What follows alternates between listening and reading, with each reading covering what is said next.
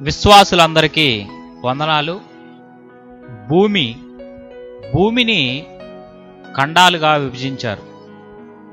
ఖండాలను దేశాలుగా, దేశాలను రాష్ట్రాలు, జిల్లాలు, మండలాలు, గ్రామాలు, వీటిల్లో మనుషులు. ప్రపంచం మొత్తం అనగా భూమి మీద సుమారుగా 250 దేశాలు పైగా ఉన్నాయి. అందులో మనుషులు 850 కోట్ల మంది ఉన్నారు. ఏ దేశం వాళ్ళైనా, జపాన్, అమెరికా, ఇంగ్లాండ్, బ్రిటన్, ఏ దేశమైనా సరే, ఏ దేశంలో ఉండే ప్రజలైనా సరే, అత్యధిక జనాభా కలిగినటువంటి దేశాలుగా పేరు పొందినటువంటి దేశాలు చైనా, భారతదేశం.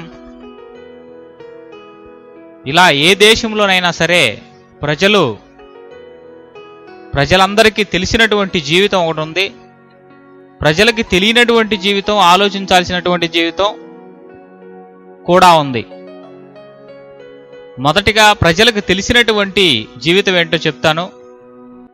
తరువాత ప్రజలకు తెలియనటువంటి జీవితం ఏంటో ఆలోచించాల్సి, తెలుసుకోవాల్సి, నడుచుకోవాల్సినటువంటి జీవితం ఏంటో చెప్తాను.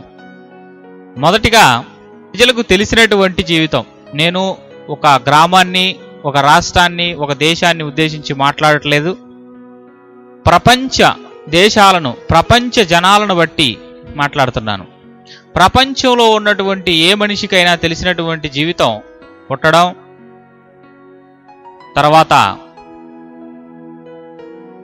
ఉద్యోగ వేటలో ప్రయాణించడం, అందులో భాగంగానే చదువు, ఆ తర్వాత కొంతకాలానికి పెళ్లి తర్వాత పిల్లలు, వాళ్ళ పిల్లలను చదివించడం, తర్వాత వాళ్ళకి పెళ్ళిళ్ళు చేయడం, ఈలోపు మనం ముసలివాళ్ళు అవ్వడం, మరి ఆ విధంగా మన చావు అనే తలుపు తట్టడం, మరలా 6 అడుగులకు భూమిలోనికి చేరిపోవడం, 6 అడుగుల మట్టిలోనికి చేరిపోవడం అనేది సహజంగా జరుగుతుండేది. ప్రపంచంలో ఉన్నటువంటి జనులందరికీ తెలిసినటువంటి జీవిత సత్యం ఇదే. దానికే పేరుగా కోటి విద్యలు కూటి కోసం అని చెప్పి పేరు పెట్టారు. కోటి విద్యలు, ఎన్ని విద్యలుంటే అవన్నీ కూడా కూటి కోసమే. ఇంకో భాషలో చెప్పాలి అంటే కోటి విద్యలు కూడా ఈ జానెడి పొట్ట కోసం. అదే జరుగుతుంది కూడా.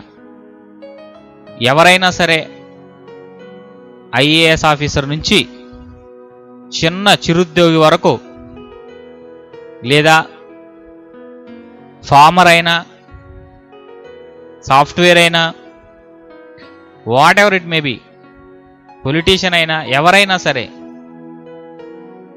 ఏ ఉద్యోగం అయినా సరే జానెడ పొట్ట నింపుకోవడానికి మాత్రమే ఉపయోగపడుతుంది అన్నట్టుగానే మనకు కనబడుతుంది. పొద్దున్నే లేవడం, మన జీవితాలను మనం ఒకసారి పరిశీలన చేసుకుంటే, పొద్దున్నే లేవడం, బ్రష్ చేయడం, టిఫిన్ చేయడం, మధ్యాహ్నం వరకు పనికి వెళ్ళడం, మధ్యాహ్నం మరలా భోజనం చేయడం. ఇంతకీ పనికి ఎందుకు వెళ్ళాము? మధ్యాహ్నం భోజనం కోసం పొద్దున్నే బయలుదేరి టిఫిన్ చేసి పనికి వెళ్ళాం.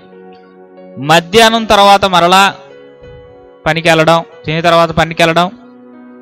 ఎందుకు మరలా పనికి వెళ్తున్నాం అంటే ఈవినింగ్ ఫుడ్ కోసం, నైట్ ఫుడ్ కోసం మరలా పనికి వెళ్ళడం, ఈవినింగ్ ఫుడ్ తినడం, పడుకోవడం, మరలా పొద్దున్నే లేవడం, మరలా యథావిధిగా బ్రష్, టిఫిను, మధ్యాహ్నం భోజనం, నైటు, బ్రష్, టిఫిను, మధ్యాహ్నం భోజనం, మళ్ళా నైటు.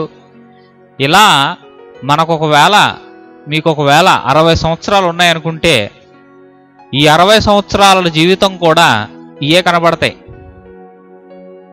ఈ విధంగా ఆలోచిస్తే 60 సంవత్సరాలు మనకుంటే, ఆ 60 సంవత్సరాల్లో ఎన్ని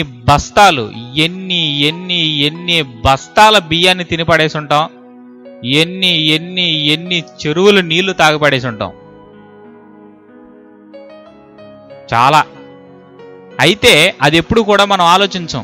ఇన్ని బస్తాలు ఇన్ని చెరువులు పెట్టి మనం మేపినప్పుడు కూడా ఇది మరలా మన తోట వస్తుందా అంటే రాదు, మట్టిలోకి వెళ్ళిపోద్ది. మరలా మన్నైనది వెనకటి వలె మన్నైపోవును అన్నట్టు మరలా మట్టిలోకి